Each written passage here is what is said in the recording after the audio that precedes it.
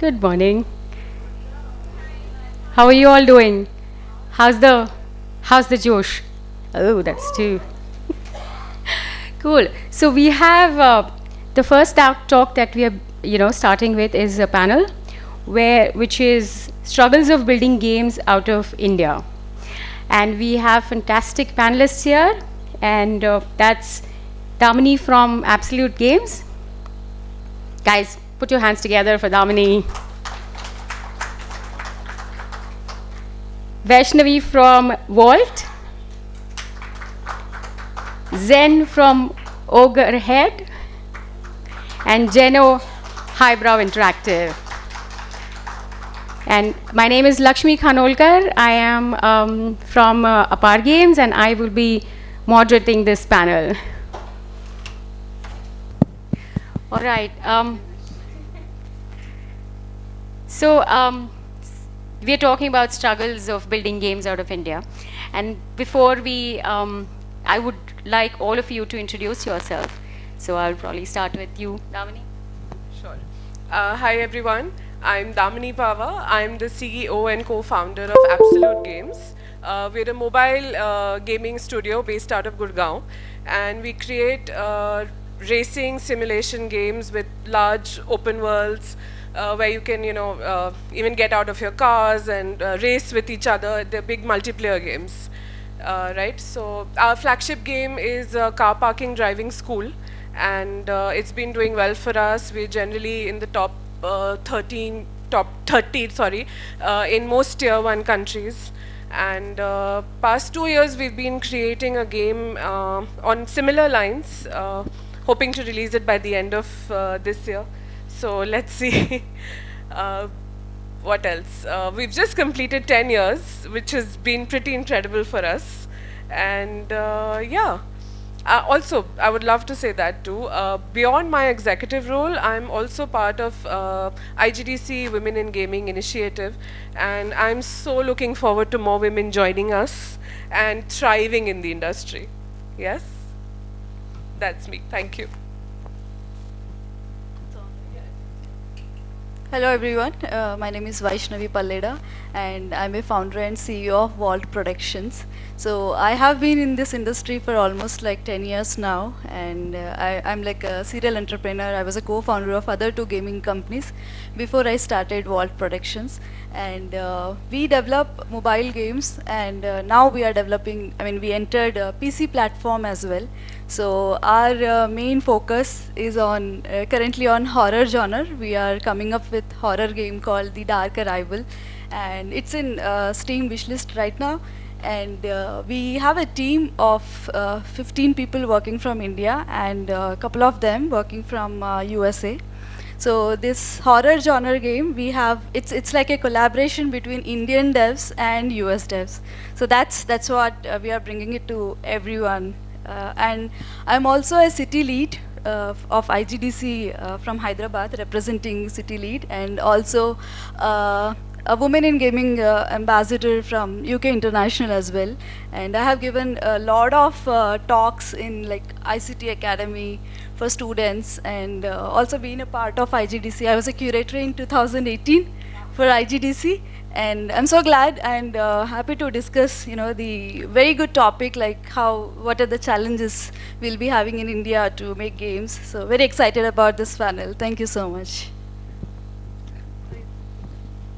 Hi guys, my name is Zain. I'm the founder of Ogre Studio. We are a company based in Hyderabad. I founded the company in 2014. We make PC and console titles. So we made a game called Asura, which released in 2017. Currently, we are working on Yodha, a roguelike deck builder, and yeah, that's me. Hi everyone, my name is Jeno. I am the CEO and founder of Highbrow Interactive. We make heavy vehicle simulation games, predominantly train simulators and truck simulators.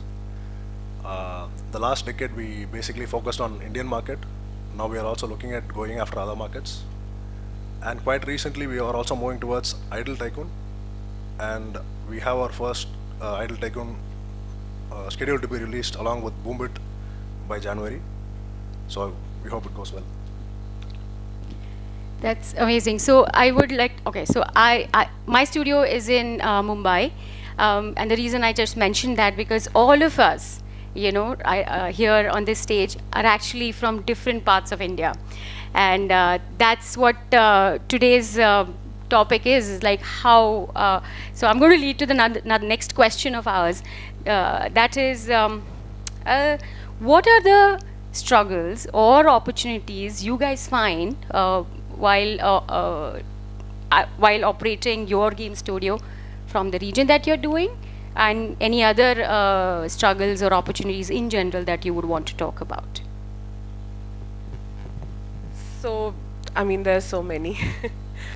Definitely there are struggles. I think we all have our own struggles, and not just India, globally too. But there's something that's really stood out for us, and that's been, that's been to change the mindset of our team, of our people. Because when we hired a lot from games that are into, companies that are into services, right? And not so much from live games, So the mindset of their mindset is really different, and because we have live games, so it's very difficult to handle those, right? So when you just create a game and give it to a client, you're sort of done with it. But here for us, you create it, you publish it, you work on the ROIs, you work on live ops. So it's different, right? I mean, I've seen so many people getting bored so easily. It's like, okay, we've done this, it's done, the game is done, now can't we move on to the new game, to the next game, to the next agenda? Well, it doesn't work like that. Doesn't work like that. So this approach has been tough for us to maneuver.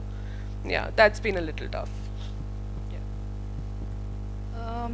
To talk about struggles, I think I'll take a two perspective here. One is like a studio which is starting new, and one is already which is existing. So for the studios which are starting new, I think unless and until you guys are sure about like what do we need to do, and what's the roadmap looks like for you, and what genre you need to focus, and what kind of team you have, how potential it is, what is your team strength. So usually we see that if your team is not potential enough, I don't think no matter what genre you select, you won't be able to succeed. So I think this is one struggle.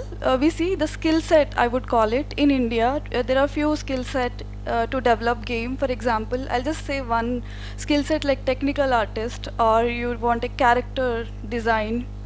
So for that, I think there are few skill sets which are not really available in India. I think there is more training required. And to talk about opportunities, I think there are a lot of opportunities. We'll discuss it later, but yeah, I think few opportunities, I would say, from a decade ago and now, if you look at the opportunities, we have lot of platforms to release our games. Like porting games to iOS, to different platforms. Say Steam, if you're working on PC, then you have Steam, then you have consoles, then you have user-generated content, like you have Fortnite, you have Roblox, you have web games. So these are the opportunities to look at, and you can play through your strengths, what good you are at, how much knowledge you have. So I think that's what I would say, like struggle and opportunities if we talk about for India, like from India. Yeah. So for me, I started in 2014, and the reason to start was to make PC and console titles from India, which was quite rare here, right? So back then, for us, we were a small team. We are still a small team, but we were two people who made the game. So for us, accessibility to media, so that we could promote our game. Also finding people with deep knowledge on how games are built. Because everyone here has started in Unreal and Unity. No one knows pipelines like PBR, like from like within. Basically they know in a superficial way, but within they don't know things like SDL, things like how those direct text API works and things like that. So porting and all was quite difficult back then. Now it has become much more accessible. So now I think the difficulty is to, like some of the panelists said, finding people, technical artists, and finding people who can really have that deep knowledge. That has been kind of a struggle. But the only way I have tried to circumvent that is by getting hands down and trying to learn that on my own. And opportunities, India is an emerging place for development, I would say. And if you can deliver that quality, there's a lot of eyes right now in India. People are focusing on what is coming out in India, which can be an advantage and a disadvantage. Whoever can leverage that, can potentially use that to their advantage.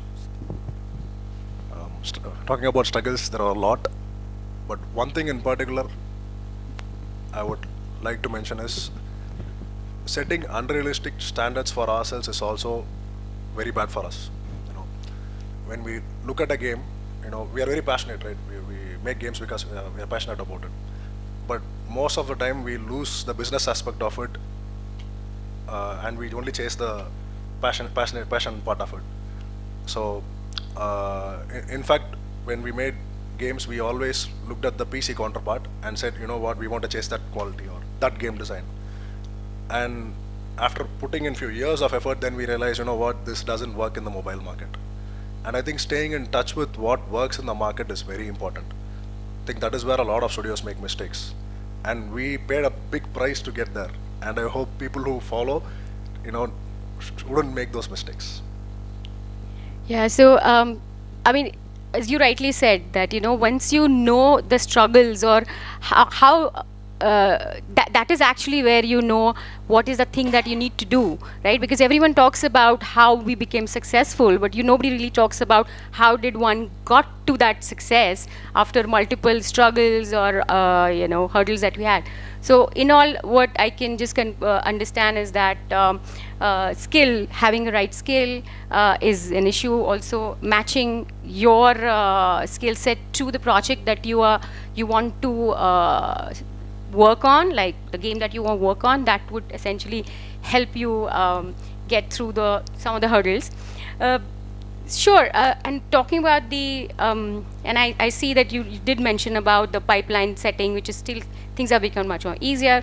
So I just have slightly associated but a different question. So what do you guys think, how AI, Gen AI is helping? Are you guys adopting it? What are your views on that? And does that help you reduce some of your struggles or not? Sure, that's a great question actually.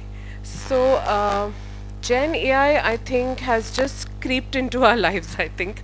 So for us, for our studio, I think it was it was something very organic. It just happened because, we use it all the time in our design. We use Mid-Journey. We do a lot of car games, and we deal with a lot of car cultures and all in different countries. So it's become easier now for us to sort of understand those modifications. You can just tell Mid-Journey to create one of those modifications, and then you can, work on it ahead. So yeah, that works. Lots of decals, etc., that we get out of there. Yeah, and then I think Chat GPT is one of my favorite for sure. For sure. We do so many custom GPTs. I think I actually have a lawyer and a financial advisor on hand too. So totally cost cutting for us also. And lately we've been having a lot of fun with music AI. We've been all trying to become music directors and give background scores for our, for our car games. So yeah, I think AI is everywhere. And like I said, it's so organic for us. Yeah. I think to talk about AI, first is how adaptable we are as in Indian companies, Indian studios, how adaptable we are to bring AI in our gaming pipeline. So there, if you look at, I think it is helping.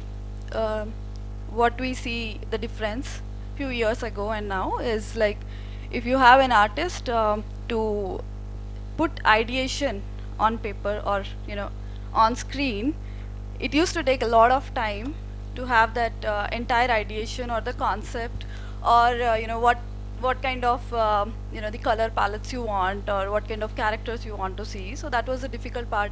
Initially we need to explain a lot of to the concept artist or the storyboard artist, but I think with AI one area is where it is sorted, where you can generate a very good artwork and concept art through AI, which is reducing, I'm not saying that it is taking up the job of concept artists, but actually it is enhancing and making them more powerful to do it with very quick and get the ideation on screen for them through AI. So that's one area where we can have this pipeline we can have this AI thing in our gaming pipeline. And second thing is, I think for me, what I have done is a lot of times when we do coding, so when we are stuck, I think ChatGPT is really helping to at least give us a context that where the issue is from. At least it is helping us to give the steps to go and check back. In fact, I think I remember giving you a very small example. When we were porting to iOS, we were getting a lot of bugs. The build was not happening. So we just copy pasted that bug, and we used the ChatGPT, and we got at least few steps which actually helped us to reduce our time to think that where is the issue coming from to make that build. So these small things to a bigger things, I think the AI is definitely helping. And another area where AI is helping is when you have I think the character design and animations. So even there, I think AI is definitely helping. And if you are working on an Unreal game, and if you are using MetaHuman, that's again a beautiful part where you have the dialogues. So these all things, the motion capture things, it is very expensive, to be honest, for small studios or the mid-level studios to afford and get those quality in their games. But now I think AI, yes, it is helping, and we definitely need expertise, or we should get trained to adapt those to use those AI tools. So that's what I would say. It is definitely helping our industry. Yeah. So for us, AI, so we make very bespoke games. So it has to be handcrafted, it has to be tailored. As soon as we use AI, you can clearly see we have used AI. So I don't think so AI is yet there with regards to production, within the production, at least for our pipeline, the kind of games that we create, which are quite unique, and the art style is very different. At least we try to make it very different from other games. But the way it has helped us is like, it's like a hammer, it's like a tool basically that enhances the power to the employee rather than the business owner. So think menial tasks like creating layers or setting up your files in Photoshop and things like that, those menial tasks has been moved to AI within the studio, rather than creating batch files, which used to be Windows batch files for our folder structure and things like that. We now use AI. So it kind of enhances and mitigates the menial tasks that are there. But I don't think so it's yet there to, you can't just slap in few words and then you create, it will create a model for you, but definitely it won't be like bespoke. So if you want to do something quick and dirty like a prototype or something, then it helps. But other than that, it's there as a tool to help you mitigate your pipeline and things like that, but not more than that for us at least. I think my fellow experts covered it all, almost everything. So a little bit to add to the points. Like they said, it speeds up work really well. AI can assist everyone. No one is going to, it's not going to replace anyone. Rather, it's going to help them do their job faster and more effectively. Right from concept, audio, code. Another aspect where it really helps is in doing the market research and then giving it the analytics back and getting useful insights, which, we don't find the time to do it. So that is somewhere it really shines, it gives us things which we might not see with our naked eye. And on top of it, while building games itself, since, AI is on the face everywhere, we also try to adapt procedural AI wherever it's applicable inside a game. For example, contextually, we have a truck simulator. So, if we have to have 100 cities, we can handcraft 100 cities. So we kind of, build an AI with a limited data set where it can generate roads, trees, mountains, five, six different aspects of what a highway needs to look like. And I think that makes work very, very efficient. So that is another aspect on how we can look at Gen AI. How interesting. I mean, I have actually learned many more use cases than what we in our studio have been doing. I mean, what some of the things that you said in music, you're actually using your level and also for the, making your pipeline much better. So all these topics we've been talking about were on the lines of production, right? Like how do you make games? But I want to slightly switch gears here. And I want to talk about more from the creating gaming as a business, right? These are two different things, that you make a game and create your company around game or gaming, so running gaming as a business. So Zen, I want to start with you. Like, what do you think is the from the founder's perspective, doing gaming as a business? Just wanted to have your views on that front. So I'm an independent creator, like we are an independent studio, so our whole idea is that we make games based on, like, we don't look at the market traction and things like that. We just make games that we believe are really fun to play, and that's why I started the studio also, to build a safe haven for people to come in and make games because they are creative, because they want it. It's basically a creative outlet. Obviously, I have a vision as a business holder and a vision that they have to ascribe to.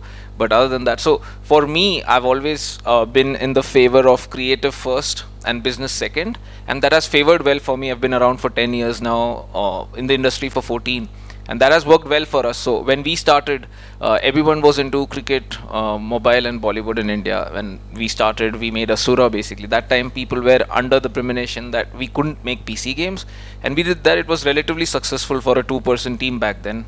And so for us now, obviously we have scaled up and we are working on our next game. But what I see right now is that, there's a rather than from the employee's perspective, from the founder's perspective, there's a lot of dissonance, because I believe that is because of the accessibility of technology. People think that just because they have Unreal and they have Unity and they have all these pipelines, you can just make a GTA 6. You can make your Tomb Raider. It does not work like that. You have to start from the ground up. You can't jump the steps basically. You have to gain knowledge. Your team has to have the experience. Just because there is Meta, just because there's Unreal and they are providing you the technology, it cannot happen. And there's very unrealistic expectations, due to which people are bringing in the investments but they're not able to deliver it. So I believe that there has to be this shift where you understand the expectations, where you set the pipeline, and where you're realistic of what is possible, what is not possible. And this whole idea of I want to make the next AAA game in India, I think that's absolutely nonsensical as a business model. Rather, what you should try to do is that I want to make a very unique game that is enjoyable. You should have really good game pillars, which you can ascribe to, which you're really passionate about. Obviously, there is a business side of things, and no one knows the secret sauce of the business side, right? It can work or it can not work, but you're making games basically. I'm assuming most of you are here because you want that game to be fun, right? And then there are other games where you're just making it for money. That's absolutely fine. If that's the agenda, there is a different, I'm not the right person to speak for that. But if you are here to make the next AAA title, then I believe that's the wrong way to go about doing it. Rather, focus on what is fun, what is unique as a founder, if you are a founder, and then see if that you have that connection with the with the game. And then your team, you tell your team, you set the vision, and then you go ahead and you try to make what you're trying to make. And hopefully that kind of enablizes the entire industry to be proud and then follow and then get the work going. Yeah, so I mean, I would also like to ask other two if you want to chip in. So here we have Vaishnavi and Zen, who are sort of working on, if I'm right, more of a premium kind of a game, meaning you pay once and just enjoy the game forever, whereas the other two panelists over here, they are creating a game that we would want people to continue to free to play predominantly. So there are distinctly two different business models that are being used on. So I would want you guys to just chip in with respect to how do these two different approaches differ from your operationals, or any points that you would want to say on. Okay. First, I completely agree with Zen. We can't say I'm going to make the next GTA 6. That's not going to happen. And that takes a lot of steps to get there. And going after a gameplay idea which works really well is the way to go. In terms of differences, in fact, if you ask me personally, I would have loved to be in the PC industry as well, honestly speaking. But when we started 2013, it felt like mobile was a better place to go. And again, the vision was to bring PC level kind of gaming experience to mobile, or virtual reality headsets. So it was a completely different angle of looking at it. But then as we grow, we understand, okay, this is how this market works. We'll get a hit in mobile and then we'll move to PC. I think quite a lot of studios are actually doing that. Business-wise, it's completely different. The way you look at things here, you need to look at the market, get to understand what works, what doesn't work at that point. And mobile industry generally has this wave where some things work really well for a shelf life like a year, and then it never works after that. Whereas PC is much more stable. You know, if you have something which worked 5 years ago, it will probably work now as well, as long as the quality of gameplay and the quality of visuals are matched according to the timeline. So I agree with both of you so much. There's definitely one more thing. I mean, they've already spoken about it, but yes, patience is what you need for both businesses, I think. Whether you want to go the AAA way or you want to go the market way, that whatever's working in the market. Yes, I mean, yeah, I mean that's what you have to have patience. You have to have clarity of thought. You have to know what you want to make. And yeah, have a business plan, set things ready for you before you dive in, with a prototype and think of getting funding, as Zen rightly said. So yeah, it always makes sense to understand what you want to do before you just go ahead and do it. Yeah. So with my experience, like what I have observed is, if you are a founder and you are in a mobile business or a PC business, then I think both have different pipelines, I agree. But as a founder or as a studio, we should look at that, what our team is capable of again. That's most important thing to begin a game. And second important is, if you are a business owner and if you are making a mobile game or a PC game, are you doing your role is, are you into the business side of it or a production side of it? You can't handle both the things as a founder. So you should definitely allocate, because I mean, in my experience, like I handled both. I'm still doing it, but yeah, I have people to support me, that's for sure. But yeah, I think that's most important thing.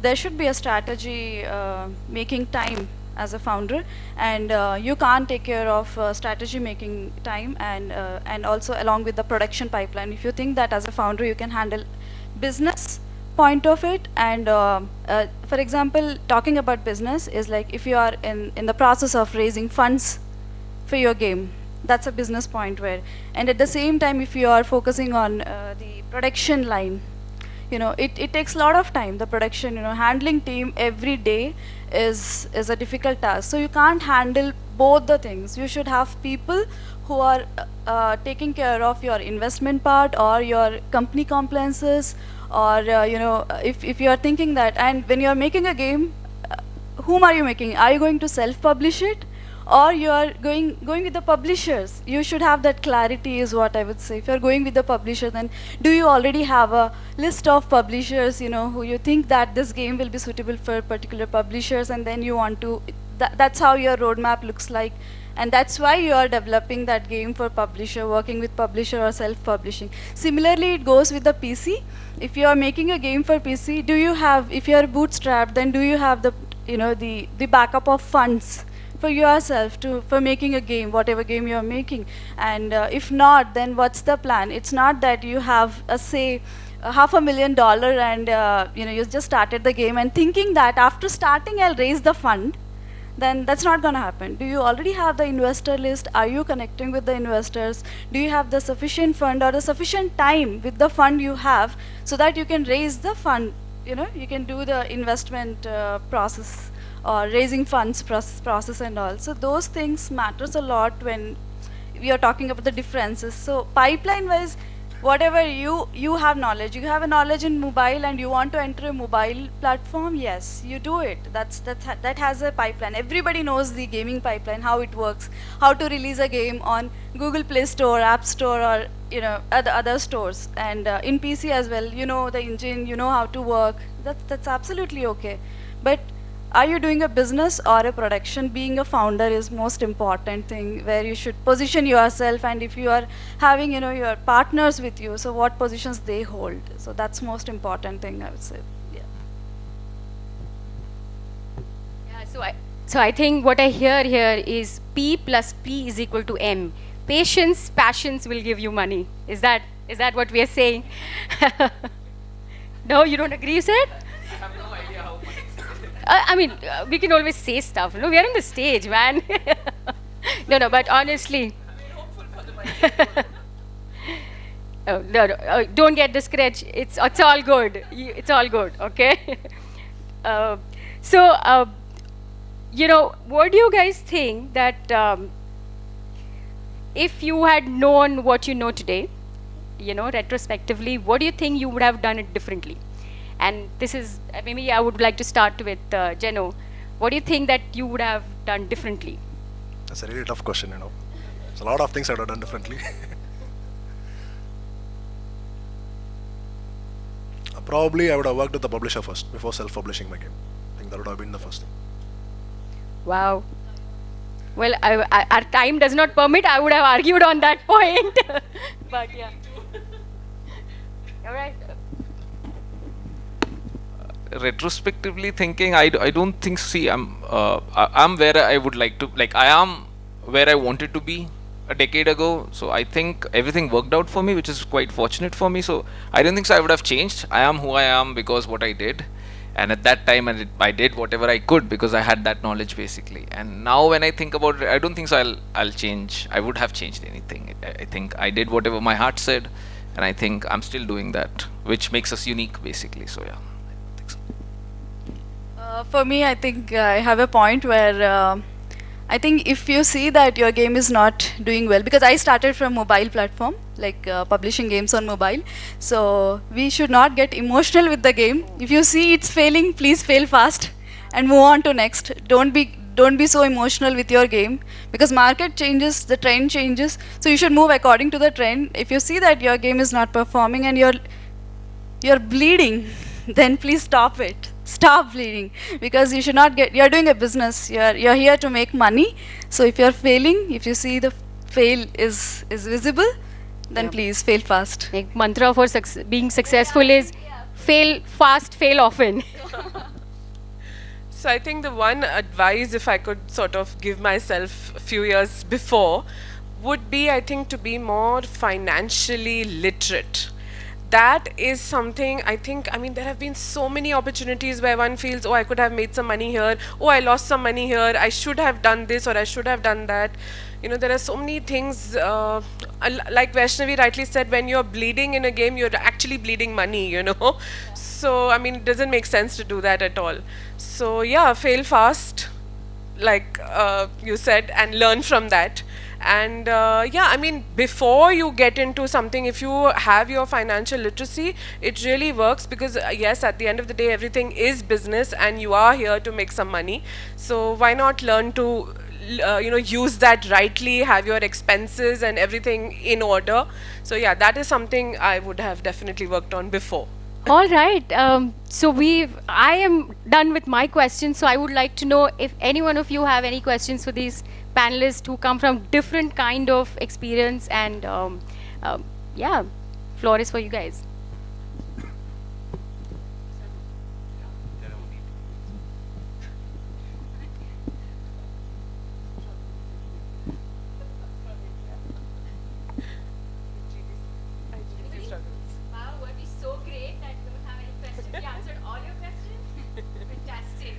No, I mean, we're all there and we can always connect after the panel.